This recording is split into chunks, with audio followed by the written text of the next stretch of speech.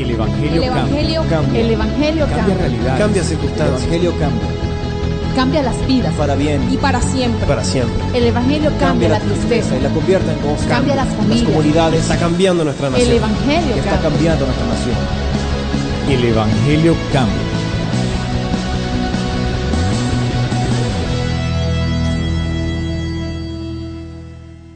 Bueno, estamos nuevamente con el programa que se llama El Evangelio Cambia.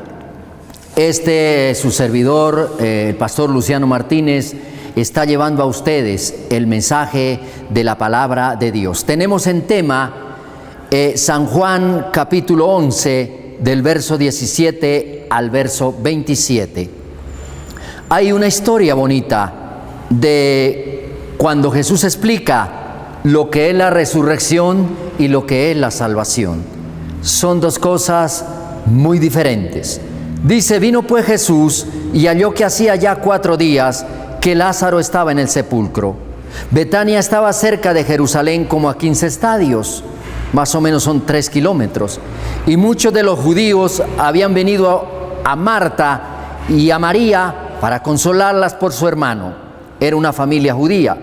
Entonces Marta, cuando oyó que Jesús venía, salió a encontrarle, pero María se quedó en casa. Y Marta dijo a Jesús: Señor, si hubieses estado aquí, mi hermano no habría muerto.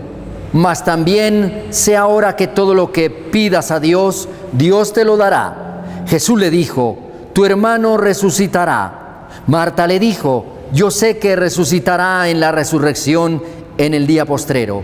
Le dijo Jesús: yo soy la resurrección y la vida. El que cree en mí, aunque esté muerto, vivirá. Y todo aquel que vive y cree en mí, no morirá eternamente. Le hace esta inquietud Jesús a Marta: ¿crees esto? Bueno, puede ser la inquietud en este momento, querido televidente, que quizá Dios a través de mi boca le hace esa pregunta.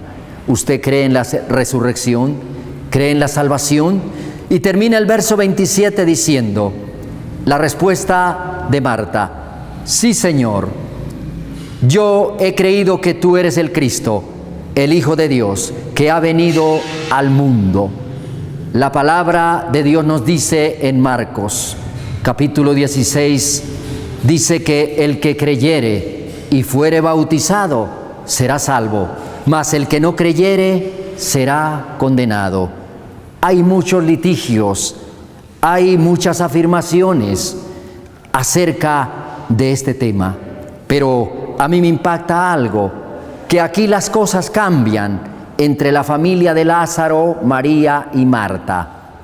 En el anterior programa explicaba que María era la que oía la palabra, había escogido la mejor parte, ¿cierto? Lo necesario en la vida, lo que no le puede quitar el enemigo a un ser humano del corazón, dejar que la palabra haga la obra aquí en el corazón. Pero aquí la que realmente resalta la fe no es María, es Marta. ¿Por qué? Porque dice que si Jesús, ya después de muerto, 4 días de muerto, el hermano estaba en un sepulcro, nosotros sabemos la historia, Jesús lo resucitó con el poder del Evangelio, de la palabra de Dios, que eso es lo que queremos mostrar, ¿cierto?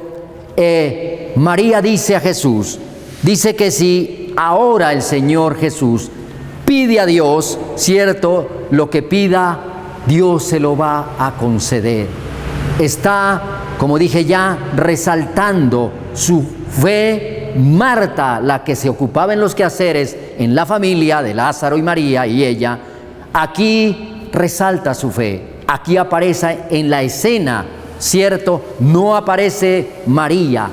Hallamos el texto sagrado como en algo así como con una contraposición. La que estaba más metida, sí, con el Señor, ahora no aparece, y la que estaba ocupada, ahora aparece. Hay mucha gente que realmente aplica los principios de Dios y las cosas le funcionan. Querido televidente, sin fe es imposible agradar a Dios, porque es necesario que el que se acerca crea que le hay. ¿Sabe? La fe es lo más grandioso. Sabemos y entendemos que por la fe, mire esto, fue creado los cielos y la tierra por la palabra de Dios. De lo que no se veía, ¿cierto?, se creó algo que ya se veía. Y voy a explicar algo que me pidieron que lo explicara, y es referente al tema de la guerra espiritual, de la demoniología. Querido amigo, oyente, televidente, aquí de esta cabeza que ustedes me están mirando hacia arriba, hay un mundo espiritual mucho más fuerte y potente que el mundo natural que vemos. ¿Cómo le compruebo esa tesis? Porque se la acabé de decir. La creación del universo viene de un mundo espiritual en cabeza del Espíritu Supremo. Ponga cuidado, existente por sí mismo. Se llama Dios. No tuvo principio y no tendrá fin. Viene del siglo y va hasta el siglo. El hombre, cuando cae en pecado allí desde el Edén, le entrega el poderío, la potestad al mismo diablo, al mismo padre de la mentira. Dice Jesús que Él ha venido a salvar lo que se había perdido. ¿Y qué es salvar lo que se había perdido? El poder demoníaco sobre la tierra. Recordemos las tentaciones de Jesús. Cuando en una de ellas le dice el diablo: Jesús, si tú postrado me adorares, te entregaré toda la potestad de los reinos de la tierra, porque a mí, le dice el diablo, me han sido entregadas. Y eso era algo cierto, que el señorío de la tierra lo entregó el primer habitante de esta tierra, llamado Adán. Jesús vino a salvar y a rescatar lo que se había perdido. El día que Jesús vino a la tierra, este mundo estaba muerto espiritualmente.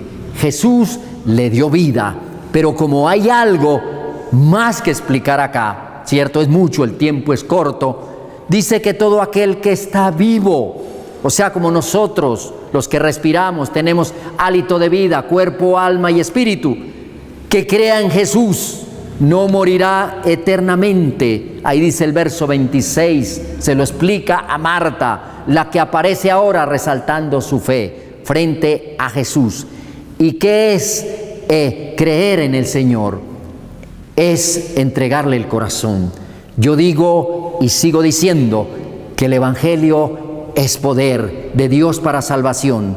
Las iglesias, hoy día hablo de la iglesia cristiana, funcionan en unos planes diferentes a los planes de Dios. ¿Por qué? Porque no liberan, porque no le explican a la gente. La gente tiene que saber que leyendo la Biblia, escuchando la palabra de Dios, ¿cierto?, viendo programas cristianos, es que la revelación espiritual llega a un ser humano para que descubra la verdad, para que se encuentre con Jesucristo. Que nuestra lucha, como dice en otro aparte bíblico, no es contra carne y sangre, sino contra principados, huestes de maldad, engaño de las regiones celestes, que es contra potestades del diablo. Nuestra lucha como cristianos es contra gobernadores de las tinieblas de este siglo. Por eso cuando usted pasa, querido televidente, en una iglesia que sea de fuego, en una iglesia que se vista, quizá como yo estoy vestido simbólicamente, están peleando la batalla, están orando, están clamando y están diciéndole al diablo fuera, están diciéndole a los demonios salga de ese cuerpo. Eso es lo que hay que hacer, eso es el Evangelio. El 30%, según mi concepto, del Evangelio es teología y palabras. El 70% es poder de Dios. San Pablo, el famoso Saulo de Tarso convertido a Cristo, cierto, dijo por allá a una iglesia, de las primeras iglesias después de que el Señor Jesús se fue en gloria, dijo: porque el Evangelio no son solamente palabras, yo no fui a vosotros solamente con palabras, sino con demostración de poder. Cuando la gente empiece a ver que los paralíticos se levanten a la oración de un cristiano, de un pastor, de un líder, van a creer al Evangelio, porque el Evangelio necesita mostrarse lo que es. Cuando las gentes vayan a ver, cierto, que una persona que estaba atada a la borrachera, a los vicios, a la prostitución, a las malas costumbres, a los malos hábitos, y esa persona sea cambiada y mudada su corazón, es cuando la gente va a creer realmente lo que es y significa el Evangelio. Aquí dice el Señor, dice que el que cree, dice, y todo aquel que cree, el que está vivo, que cree en mí, que vive, dice, no morirá eternamente. A veces le echamos mano a lo pasajero, a lo que perece, pero no le echamos mano a la vida eterna. ¿Sabe, querido televidente? Voy a hacerle un aporte pequeñito al tema. Este mundo existe porque Cristo murió.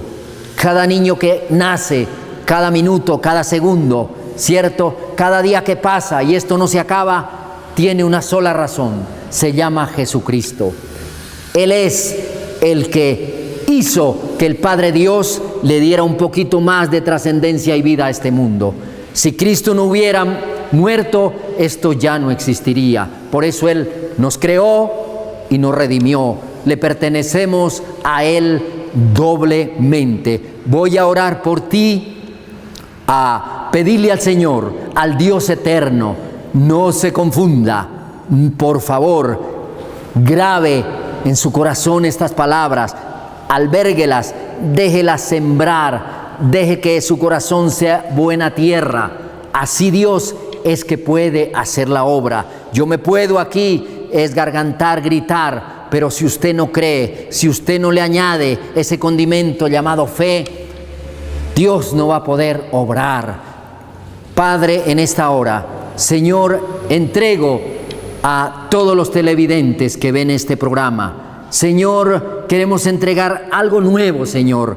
Explicar realmente, Dios, que tu pueblo, el pueblo cristiano, las iglesias cristianas están puestas para una guerra espiritual, Padre, para pelear con el enemigo llamado Satanás, el padre de mentira, el que engaña a través de doctrinas, a través de supersticiones, a través de religiones, a través de sectas, a través de apostasías y unas cuantas filosofías que el hombre se ha inventado. Tu palabra es vida, Señor del cielo, y tú, Dios, la vas a ayudar a sembrar en aquel que cree, en aquel Padre que está ahí a la puerta, Dios, y que abre la puerta de su corazón cuando tú llamas, cuando tú golpeas, como está escrito: he aquí yo estoy a la puerta y llamo.